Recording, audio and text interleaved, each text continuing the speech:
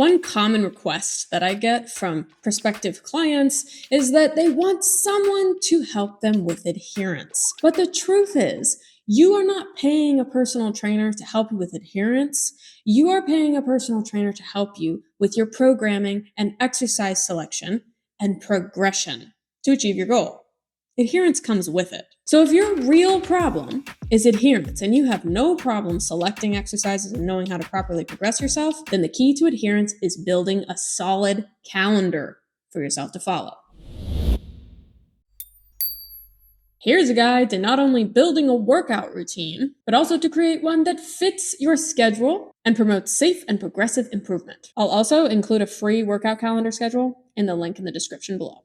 Now, the first topic we need to cover as part of this building your own workout is something called progressive overload. This principle is essential for building strength, endurance, or any type of adaptation by gradually increasing either the intensity or the volume of your training, or in rare circumstances, a very gentle approach to both changing intensity and volume.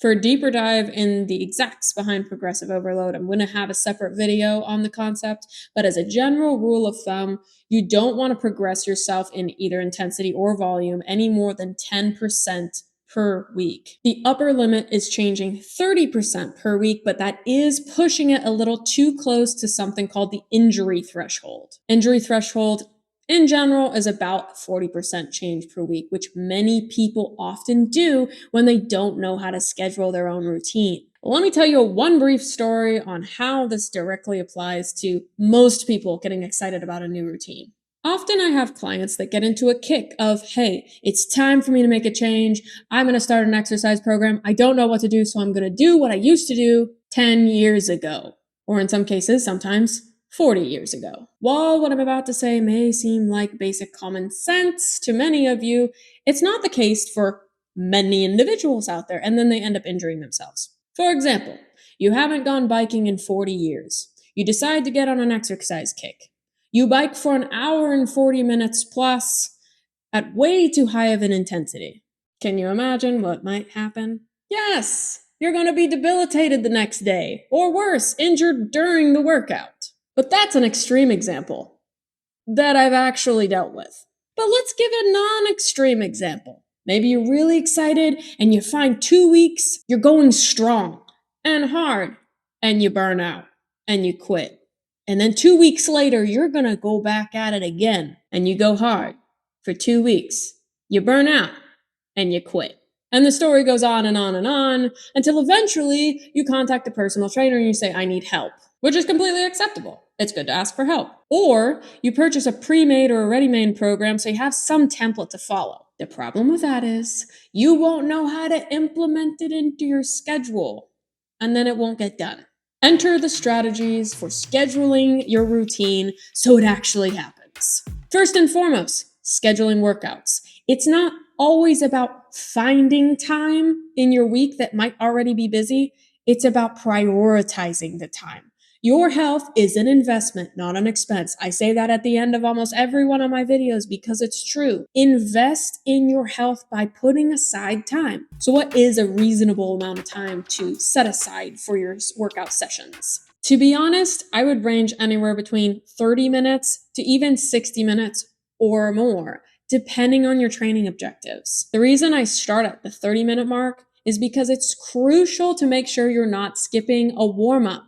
Warm-ups have been scientifically proven to improve muscle activation, psychological readiness for your workout, warm up the synovial fluid in your joints, and all of this to help prevent injury. So that gives you a 5 to 8, sometimes 10-minute warm-up if you have conditions such as osteoarthritis and you need a little bit more time to warm up. And then that gives you about maybe a 15-minute workout right there with a 5-minute cool down. You see why I'm starting my time at 30 minutes and not 15? Ultimately, you want to work up from there. That's why I strongly recommend 45 to 60-minute sessions. This may seem like a huge endeavor to start off with, and it will be. So if you're doing absolutely nothing, you start out with 1 day a week and you go from there. Always listen to your body. If I went into the nuances behind programming or scheduling workouts or creating specific exercise routines for every objective of fitness, including balance, cardiovascular improvements, weight loss, weight management, strength training,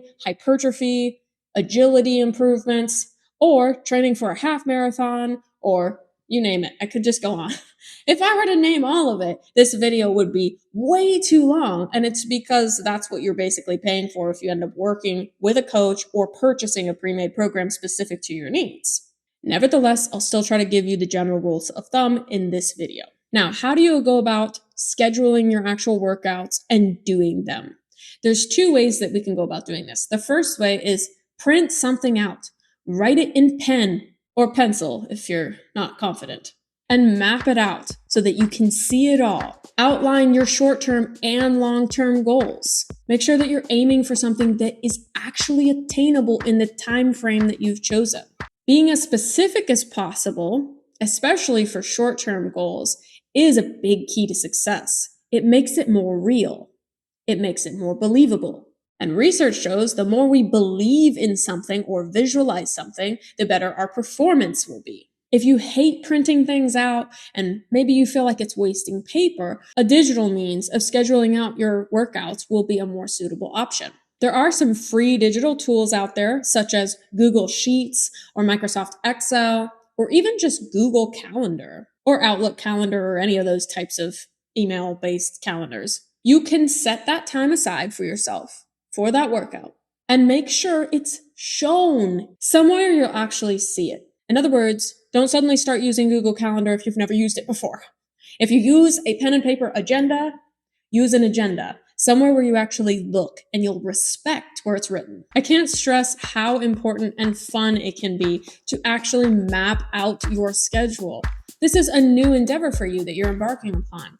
Why not get excited about making it real? This is a change, and it's a good change for you. So why not schedule it out for yourself? Your odds of adherence increase drastically, and this concept is so important that I include it in all of my pre-made programs because I want people to stick to their goals and achieve them. There are other project management tools that you can use like Trello or Asana, and otherwise, things like MyFitnessPal, Strava, even Polar Beat are typically meant to just log your workouts, and you can't really plan them, which I really think is a bummer. So at any rate, I have listed all these digital tools, but attached in the link to the description of this video, I've included my own digital tool that you can copy and utilize for yourself, but please do not try to sell it because I spent a lot of hours making it for you for free.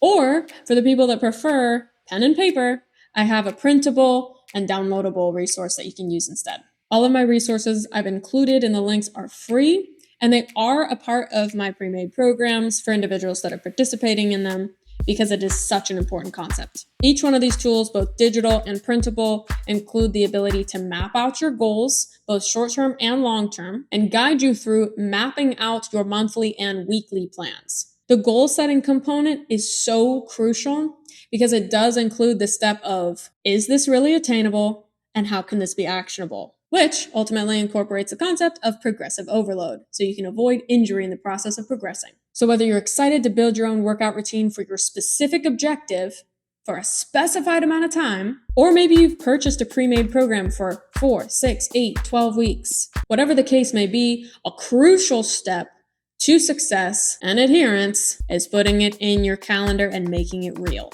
For any of my pre-made programs that I'll include the link in the description as well, I do include all of this information, all of these resources as part of the program. So that way you can take my sessions for you, ranging between 3 to 4 days a week, depending on the program, and plug them into your calendar. And this defeats the problem of going strong for 2 weeks and then quitting. With the right approach, you can make fitness a natural and rewarding part of your life. I hope this video has been helpful. It's impossible to cram all the information you need to know in one video, but I did my best at it. Enjoy your training. I hope you feel empowered. And always remember, your health is an investment, not an expense. I'll see you in the next one.